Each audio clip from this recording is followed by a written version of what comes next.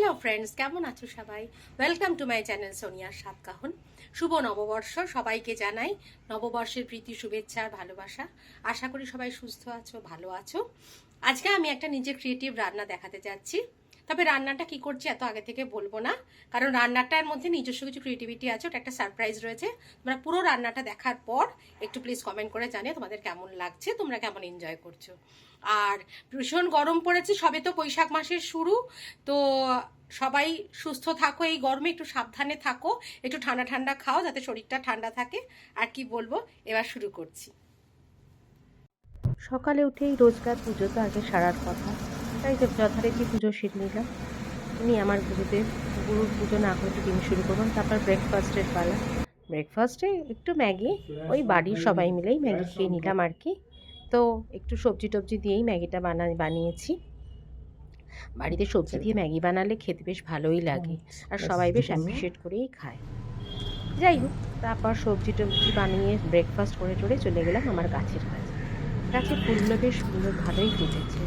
তো দেখো কি সুন্দর ফুল ফুল ফুটেছে, আর নিজে সেই গাছে প্রতিদিন জল দিচ্ছি, তার সেবা করছি।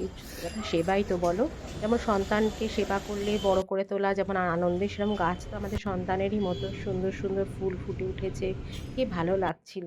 তাই হোক, গাছের কাজ টাজ করে স্নান টান সেরে নিয়ে এবার যথারীতি রান্না করার পালা।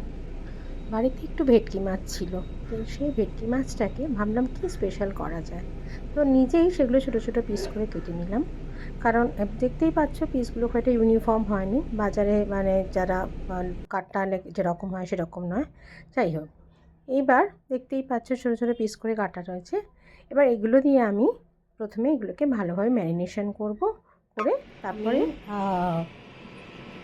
পিসগুলোকে ডিমের গোলায় আদা রসুন বাটা এগুলো সব কর্নফ্লাওয়ার সব মাখিয়ে নিয়েছি।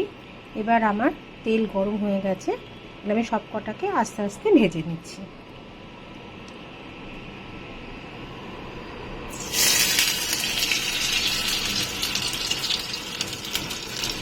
পকোড়াগুলো আমার সব ভাজা হয়ে গেছে, দেখে নাও। সব ফিশ পকোড়াগুলো আমার ভাজা হয়ে গেছে। যেহেতু পুরো রান্নাটাই নিজের ইচ্ছা মতো, তো পরিমাণটা নিজের ইচ্ছা মতোই দিয়েছি, নিজেরা যেরকম খাবো তেলে পরিমাণ মতো সব পেঁয়াজ কুচি, রসুন, ক্যাপসিকাম কুচি আর অল্প আদা কুচি দিয়ে ভালো করে ফ্রাই করে নিচ্ছি। আসলে কী বলতো, ক্যাপসিকাম বা পেঁয়াজের একটা মিশ্রণ দিয়ে খুব সুন্দর গন্ধ বেরোয়। আর চাইনিজ ঠিক বলবো না, তবে ফ্রাই করা হয়ে গেছে। তারপরে আমি একটু জল দিয়েছি, জল দিয়ে এখানে একটা স্লাইট হালকা গ্রেভি হয়েছে। নুন চিনি আন্দাজ মতো দিয়েছি। এবার আমি দিয়ে দেবো এখানে একটু টমেটো সস আর একটু গুঁড়ো লঙ্কা গুলে একটা ব্যাটার, একটা মিক্সচার তৈরি করে রেখেছি, সেটা এর মধ্যে এবার ঢেলে দেবো।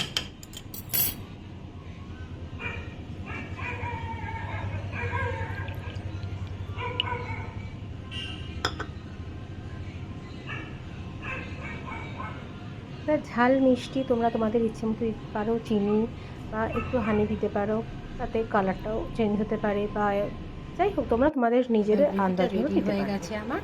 তার মধ্যে দিয়ে দিলাম ফিশ পকোড়া।